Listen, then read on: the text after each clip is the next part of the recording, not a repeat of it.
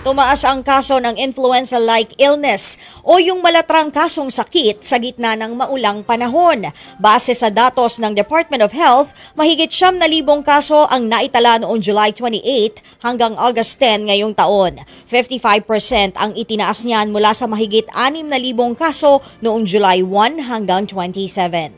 Ayon sa DOH, lahat ng rehiyon sa bansa, maliban sa Bangsamoro Region, ang nakapagtala ng pagtaas ng flu-like illness sa loob lang ng 4 na linggo. Pero kung ikukumpara raw ang datos mula January 1 hanggang August 24 noong nakaraang taon, bumaba ng mahigit 22,000 ang nagkaroon ng malatrang kasong sakit. Dagdag pa ng DOH, ang flu-like illness ay grupo ng mga sakit na magkakapareho ang sintomas. Kabilang dyan ang lagnat, ubo, sore throat, sipon at pananakit ng katawan at ulo.